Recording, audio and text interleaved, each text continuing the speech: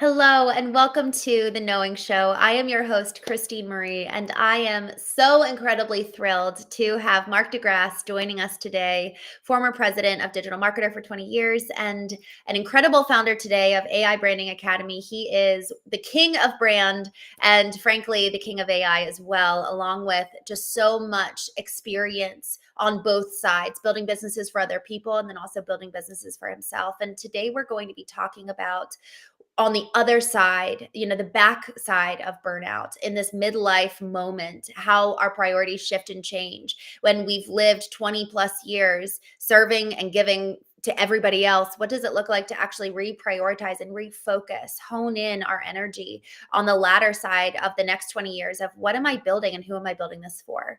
And Mark, I am so grateful for you joining us today because I know you've been through a lot of those questions right now. That's kind of at the forefront of your mind. So thank you. Thank you. Yeah, it's neat to talk about because I think before when we initially had that conversation and it was about the transformation, I'm like, oh, I'm so much better now. I think after, going through a couple more years of it, I'm like, oh my gosh, it Mhm. doesn't actually stop. Like you don't Mhm. arrive. Like, and now I'm good. And so I think Yes. that's what I realized, the last like 6, 12 months was kind of like, no, this is just a thing you're just going to be evolving from now on. But now you're open to it. So it's not something that you fight against, which is nice. Mark, I love actually this is so timely, of course, as it always is. Just this morning, I was thinking something very similar to that. And so to just give the listener some context, the transformation that you and I first connected on was I was on the Digital Marketer podcast, I guess 3 years ago. And at the conclusion of our conversation, we were off air and we just started talking about our individual transformations and our awakening moments of what we both liken to looking in the mirror and all of a sudden kind of becoming aware of this whole other reality, this whole other world, which is kind of the emotional intelligence. So many of us just operate in our left brain and never really give much privy or awareness to our right brain, which is where, 50% of us still exists, but for so many, we lock that down and it lies dormant. And so awakening that and thus living as a holistic human, that is a real transformation. And it truly is an awakening to this other part of your brain to allow for it to be an informant, to be a true intelligence. And then the intellectual and emotional intelligence is when activated. Man, it's such a visceral experience with life. So that transformation that you're talking about, you said that you're finding in the last 6 to 12 months, it's a realization that it's not just a one-time event, it's ongoing. Can you talk about that a little bit more? Yeah, it's funny because you look at your life and you're like, okay, this is going well, this is going bad. Here's what I need to work on, and so on and so forth. I think the more you kind of open yourself up to like you don't actually know anything, then you start to see the other things where you're like, oh my gosh, this wasn't. I didn't think this was a problem, but now that I'm more authentic with myself or I'm more honest with myself, that's a huge problem. I'm gonna need to fix that too, or I'm gonna need to address it. And so it's almost like this ongoing awakening to like, oh, hey, that I thought that was okay, and it's not, and now I need to work on it. And whether that's your spirituality, your relationships, or even yourself, because it's kind of, I always, I'm an introvert, and so I always felt kind of guilty about enjoying solitude, where I was like, I don't need to be around anybody. I don't need friends necessarily, or not friends in the traditional concept, because my friends, and I do have friends now, which is nice.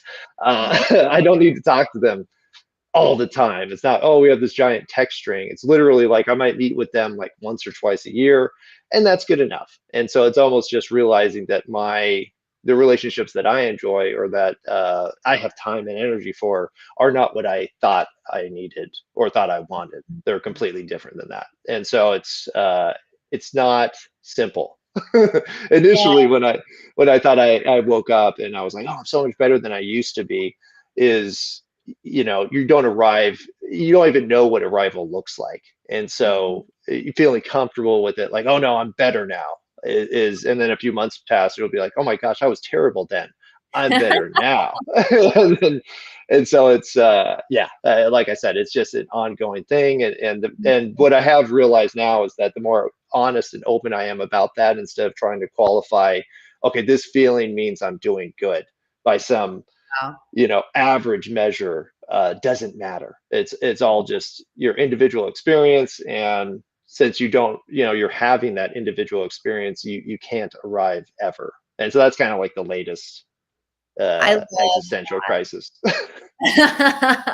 well, and the pursuit of, honestly, a couple folks on the show have mentioned, which I really really like, the concept of a scoreboard. The more that we're Mm, chasing the numbers on a scoreboard, and the more we're labeling things good and bad, the more that we're actually really putting ourselves in a box. That is, once that box is removed, there's so much opportunity for evolution of ourselves. Actually, Qasim Aslam has in his 3x freedom community, one of his elements of freedom, which I've never heard anybody say this before, but it's the freedom to evolve. I mm, love that. And it's not just ourselves, it's our businesses, it's our families, it's our values, relationships. And this concept of evolving allows for the continuous awakening rather than, oh, I was so bad then or whatever. It's like, no, actually, how exciting that every day there's something new to discover about ourselves and the world. And now it's actually living in the gain versus living in the gap. mm. No, that's a great way to look at it, and I think that's actually a huge change in my perspective too. Is I've always been pretty cynical. Like I've been, I liked my future dystopia fiction and all that kind of stuff, and thinking of the end essentially. And I'm like, that was negative. I need to stop doing that, and I need to, and it's so funny because we've all listened to all the self help, the Tony Robbins and all those people growing up. And now I'm kind of like, gosh, they're actually right. I just Mhm. was too cynical to believe it because I was like, that's woo woo nonsense, and it's not logical. It's not based in reality and practicality. And now I look at it, I'm like, oh my gosh, it's right. It's just, I don't know. I Wow. wasn't ready to hear it or accept it. Mhm. And maybe it's just that the fear and skepticism just colors all that as no, that's not what you need, Wow. or just that for me it's actually identifying that the reason why a lot of things are bad today, or what we consider as bad, is due to greed, where it's just like, hey, and I specifically most of the time I'm talking about companies where it's like, why is everything inflated? And it's not, it's inflated because of greed. And so I colored all of those messages as they're being greedy, they're manipulating emotions of people who are suffering from depression, anxiety, self-doubt, all the common things you see, uh, and they're just taking advantage of that, versus, hey, they're doing a good job and they're making money from it, and that's not necessarily a bad thing, or that's just the reward for the good message they're spreading. And so, Mm. knowing that I've actually been coloring good things as greed, and therefore not listening to them, is another Wow. fun realization. Mark, that is, honestly, there's so much humility in even you saying that. That's taking so much responsibility. And also, maybe there is greed there, that it's like it's almost hard to decipher between, the people who are actually being greedy versus those who aren't. And so in your ability to understand your responsibility of what's the lens through which I'm viewing the world. Mm. And there might still be an element of what you're observing is laced in greed, and that's true. And so what's your kind of, is there a sound bite? Is there some kind of guide that helps you determine, oh, that's the way that I'm seeing the world. That's a me opportunity Mm. versus no, that's really what is. Like, how do you understand the difference between that? Or is there a practice that really allows for you to kind of get grounded enough to understand the difference of those?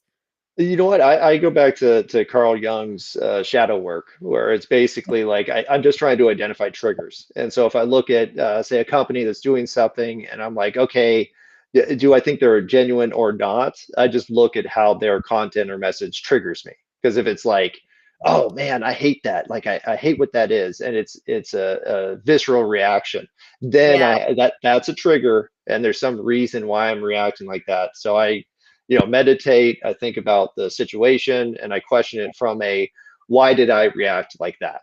And so that was a trigger. What happened? And a lot of times, if you practice, you can actually go through all of your memories that are related to that feeling, and a lot of times you'll find the source, where it's like, oh, you know what, I hate that message, and it's because when I was 21 in real estate, I went to a conference and I heard somebody say that, and I didn't like their personality, I didn't like how they presented it, And now I just colored everything after that because of that one So experience. good. And a lot of times what you'll find is that it's not reasonable, and you aren't making a logical decision to think like that or react like that. You're just following some programming that you set in place a million years ago. And it might be a lot of times it goes back to childhood. It could go back to, oh, I was 5 years old and the kid pushed me on the playground and now I hate everybody with blonde hair. And it's Yeah. like, that's dumb. you know. So you have to re-examine and say, okay, now I'm an adult. I'm more logical. I can look at it from an outside perspective and be like, that's not reasonable. And it's a waste of time and energy, and it's preventing me from, progressing as a person. So I'm going to stop doing that, and I'm going to, forgive the child, forgive your inner child. And now I can move forward from a logical perspective.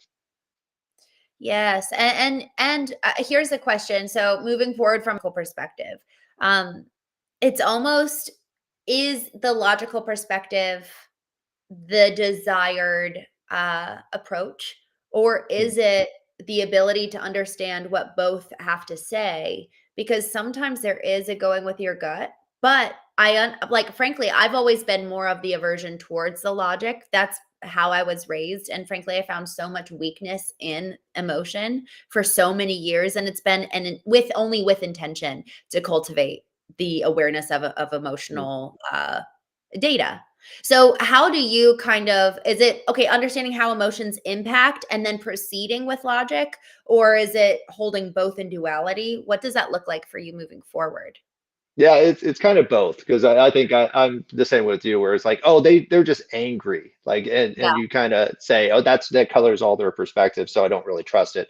Now it has to be an integration of the two, because you realize that how you feel and how others feel is real. Like, that's the effect, Yes. whether it makes sense or not. That really doesn't matter, because that's the impact. So you have to kind of do both, and I Yeah. am I am trying to now, not say, hey, you're being unreasonable, so everything you say is not valid, and So instead say, hey, the emotion itself is actually an indicator of how they really feel about this, and everything else is like supporting evidence of that. But you have to consider everything. And so for me personally, like, I used to disregard my own emotions, like you said, and just say, hey, I'm just being unreasonable.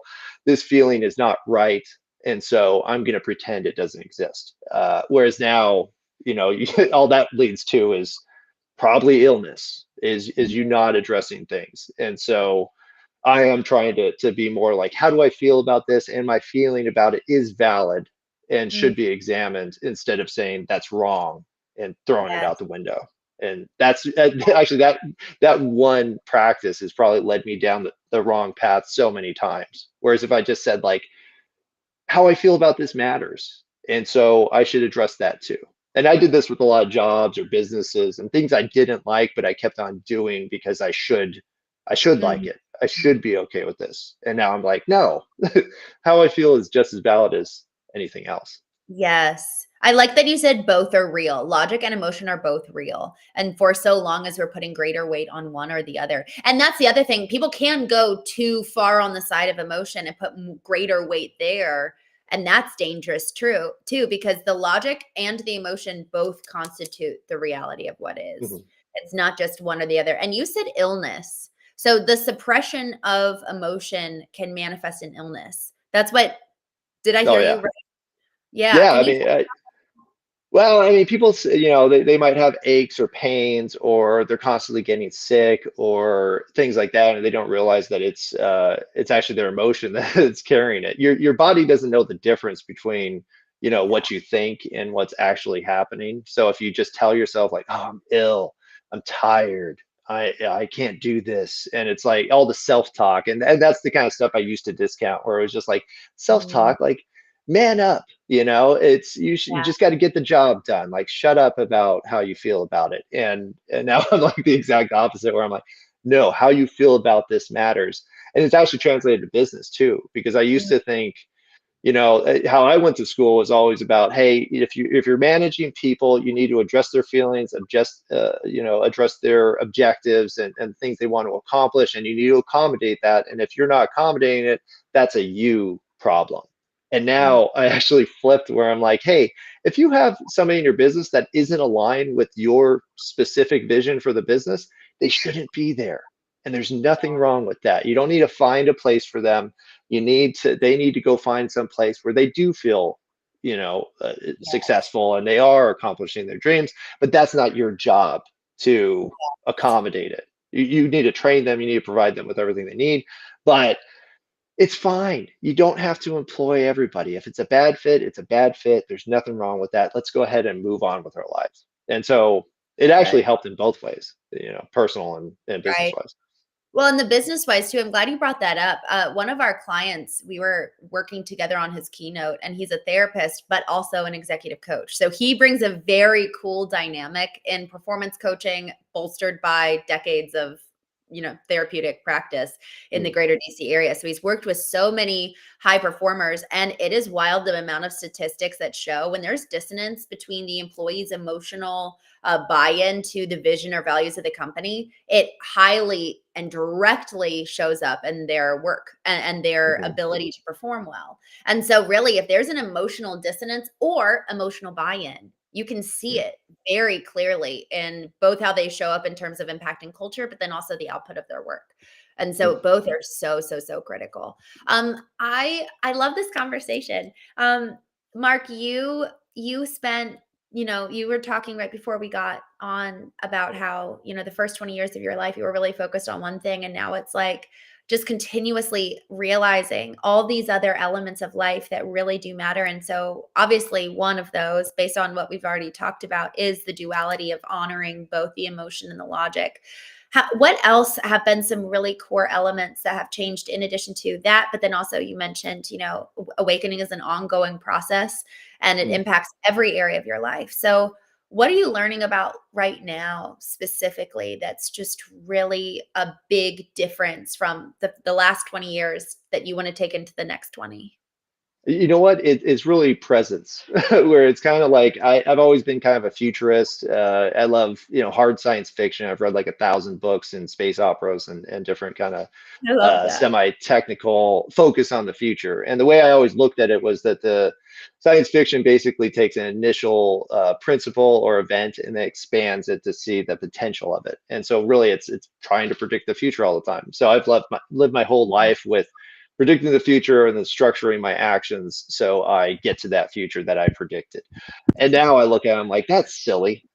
Like I'm way too limited to actually be able to do that. I could speculate, but focusing too much on that, on where things are going and ignoring like how things currently are actually leads you to produce products that aren't, products or services that aren't necessarily good and will succeed because that might not happen. The future you predicted might not happen. So what I'm trying Wow. to do now is just say, hey, what's happening right now? What's the impact I can make right now, given my resources available, and focusing less on here's what's going to happen. And it's a lot really mainly due to AI, where it's kind of like, I don't know what's going to happen. The technology keeps on shifting.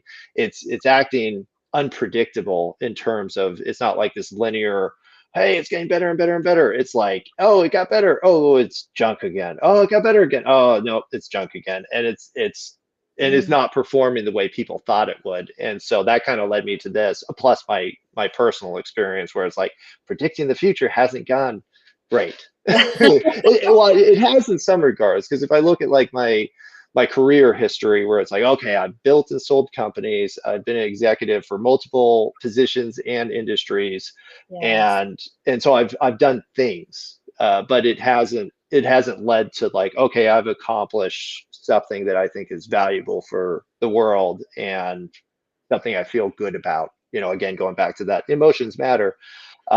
So yeah, Mm. now I'm just trying to, okay, well, who can I help right now in a way that's makes sense and makes money. It's I Yes. talk about the greed stuff, but really the greed focus has also been a limitation, where it's Yeah. kind of like I wanted to be so not like the people that I think are bad, the greedy, unscrupulous, immoral business owners that make decisions just all based on greed.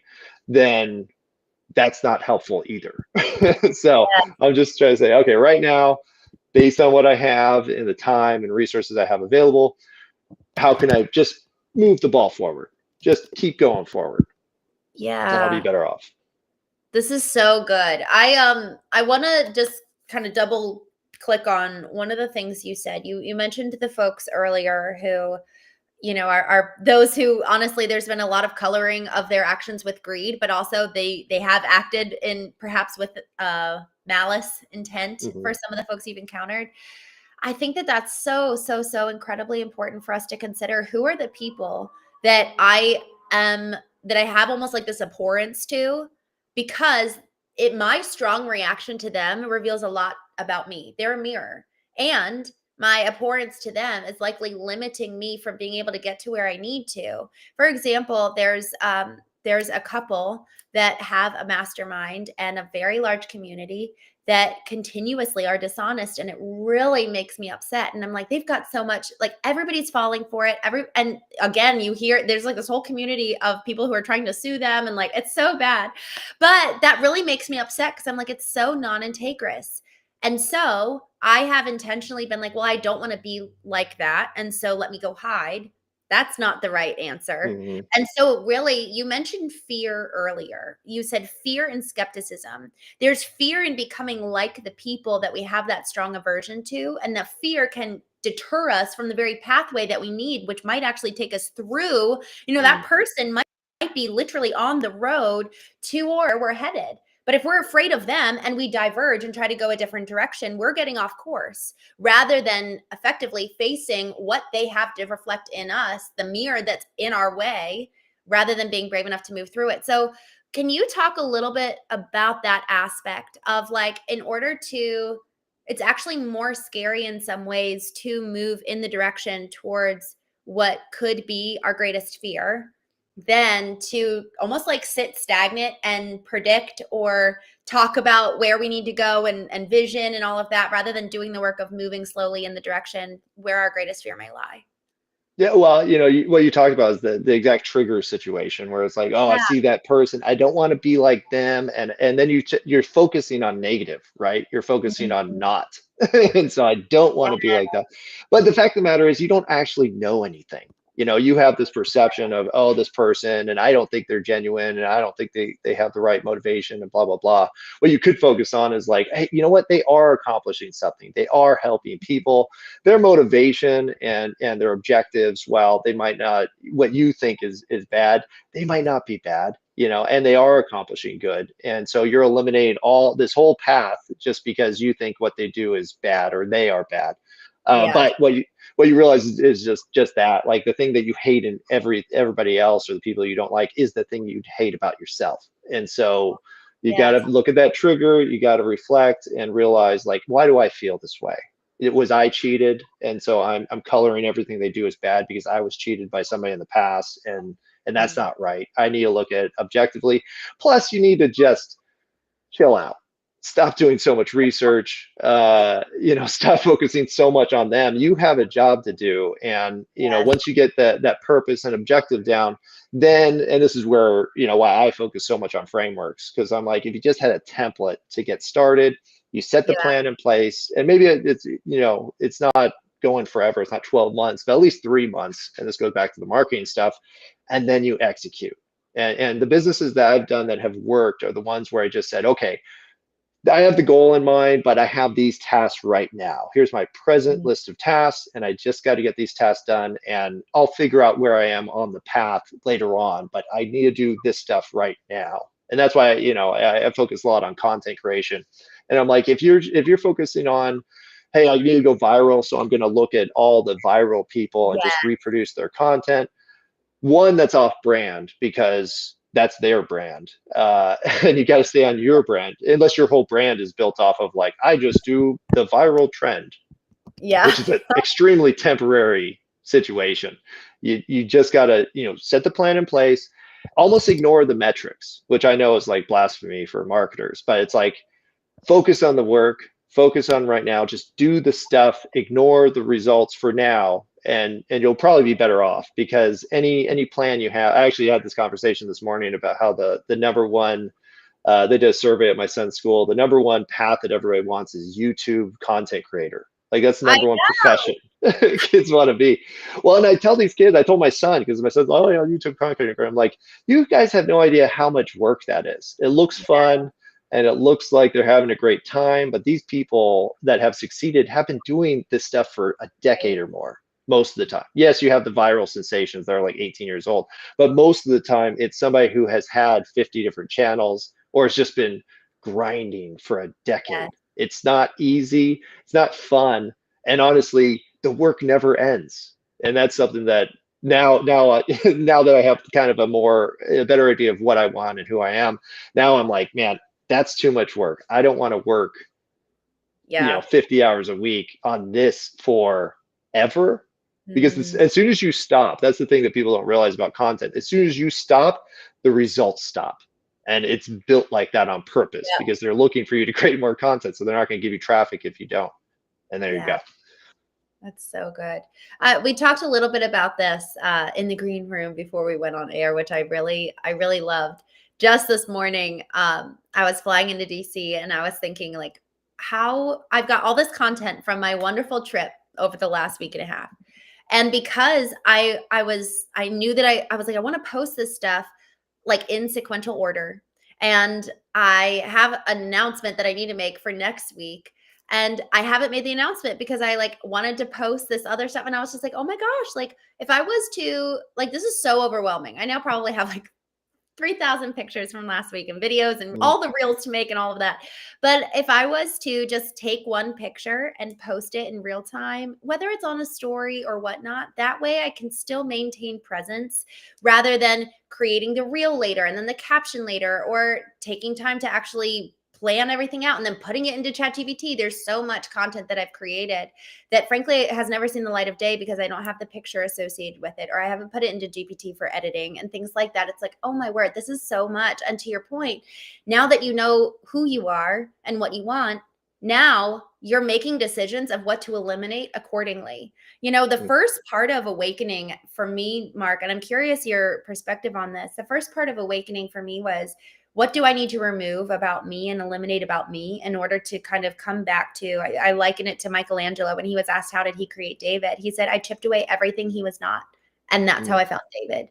And so in the first part of this awakening process is like, okay, I need to remove and shed everything that's excess, that's not me, to return to kind of the core authentic person that I was created to be in the first place. And now I'm finding I need to shed excess practices and distractions of my life. And I think one of those honestly is going to be something around content. So it's much more like instantaneous rather than mapping out the calendar. I have the best intention of doing that. And I want to live so present. You said present versus future, Mm. and creating content for the future isn't being in the present. And there's a time and season for that. But what are your thoughts on that specifically as it pertains to present and future? How do you maintain some semblance of content creation and brand presence? Mm. Well, I do think it's a mix. You do have to do some planning. I call it like your kind of baseline content, just like you would. I was in the fitness industry for 10 years, and I was like, the only way you're getting results is if you always do it. It's not 30 days to big biceps or something. That was always the content articles I was fighting against because I was like, that doesn't matter. Like you're not going to get big biceps in 1 month. It just doesn't work like that. You It's have to true. set a plan. Well, the problem is that the content a lot of creators create is deceptive, where it's like, yes, well, he's a professional, he has big arms, so why can't I get big biceps in 30 days? And you're like, yeah, he's been doing this for 25 years. Like Yes.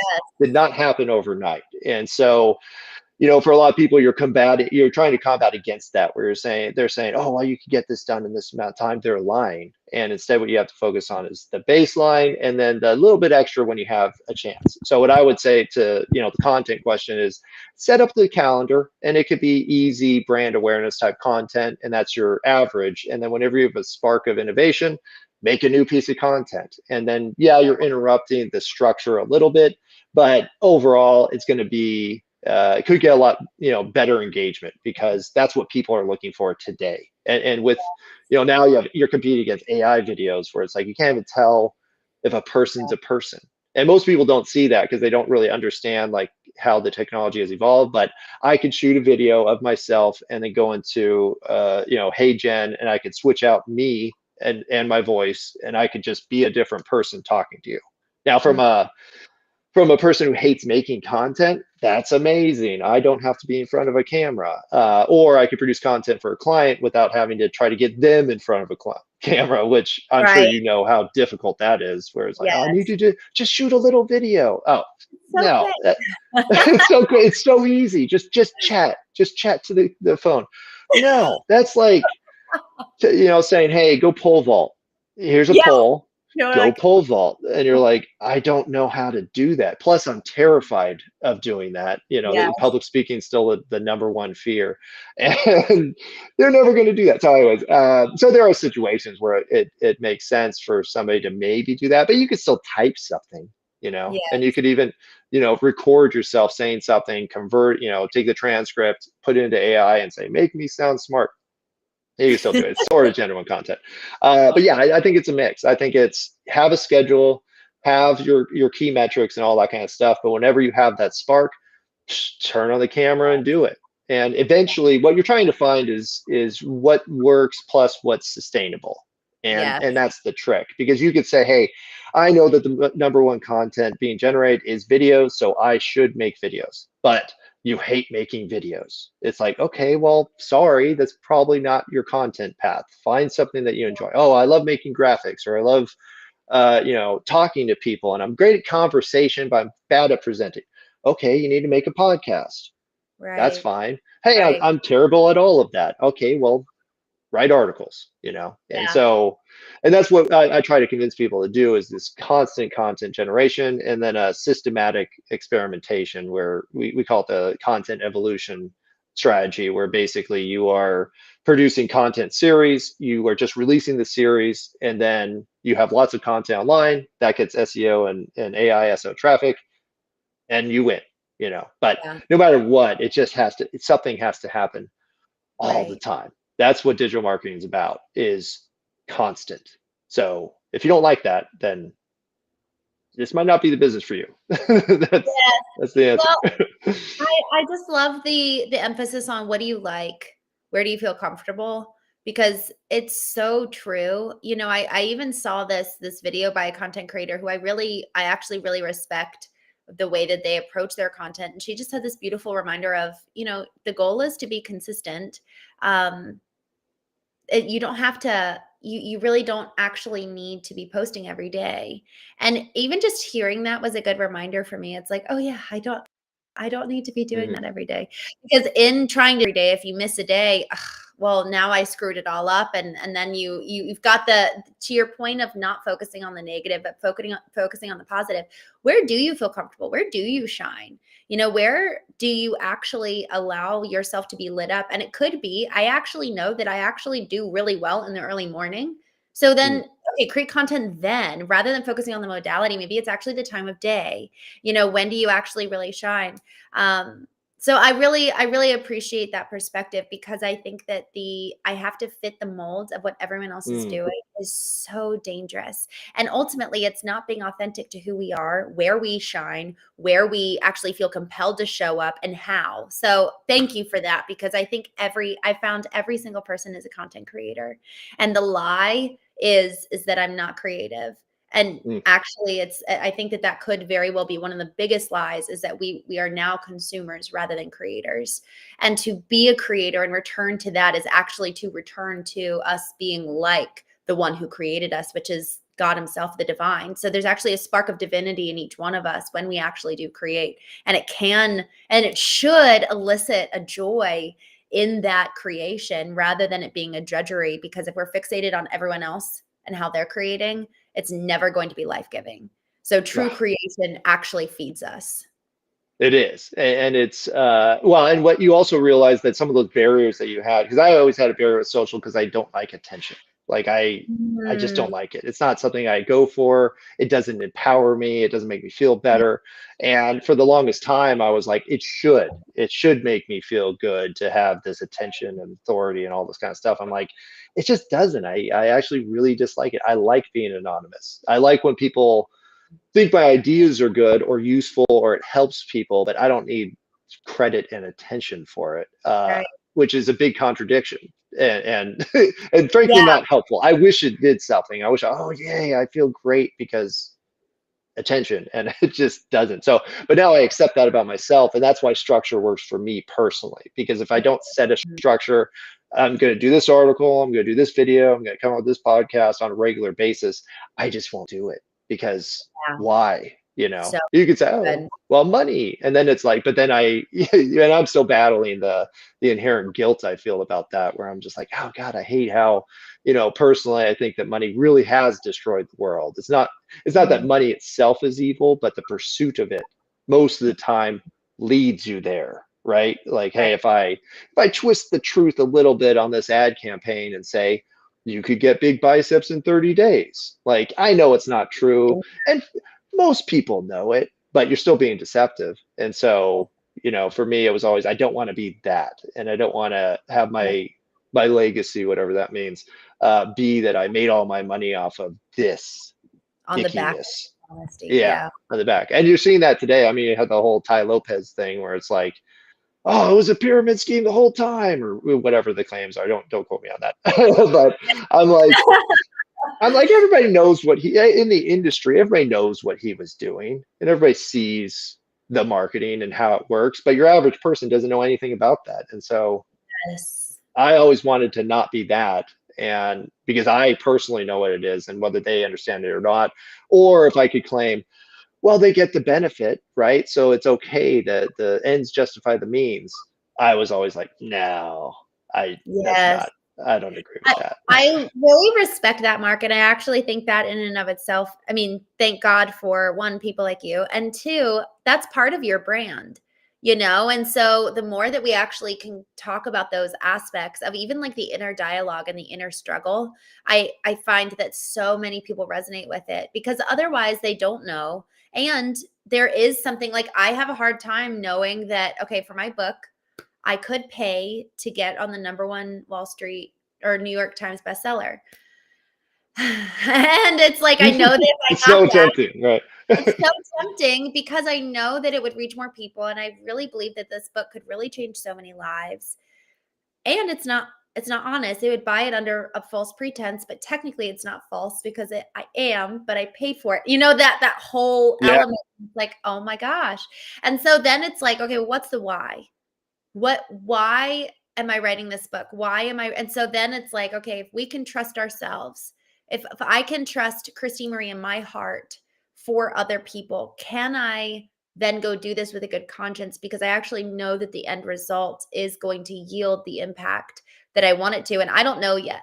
I don't know what Yeah, that. it's tough, and I kind of question because originally when I founded AI Branding Academy, like the business ethics and morals behind all your marketing was Mm, really on the top of my mind, and I debated on leading with that because I was like, you know what, I should document and categorize all the unethical marketing practices, planned obsolescence, yeah, deceptive marketing, deceptive ads, like all these different claims, or even manipulation where it's just like, hey, I'm going to use your fear of the apocalypse to sell you MREs. And like, oh, things are getting bad. You really need to do this. And even if that is legitimate, where it's like, well, yeah, things are getting bad, and you should have this. Like, as a business, should I take advantage of that fear that you have? yeah, And is that right or wrong? And so, and now I don't really have an answer because I'm like, it is real and it is to some people. And if that is the messaging that's going to speak to the right target market,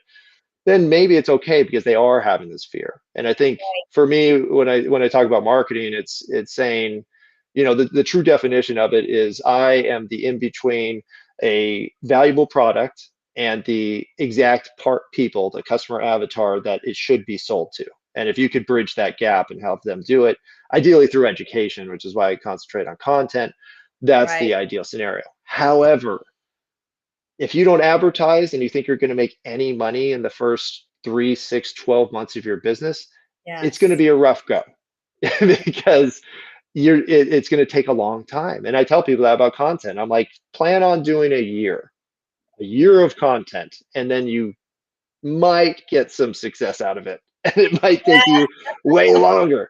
And nobody likes to hear that. And that's why you have marketers again that try, oh yeah, I'll get you those results in 3 months, or I'll get you that result in 30 days. Just give me a chance. And it's led to this situation where you have everybody is either being deceived or, well, frankly, the businesses just go out of business. I think the business failure Yeah. rate is probably 95% instead of the, or they say 50% of businesses in 3 years.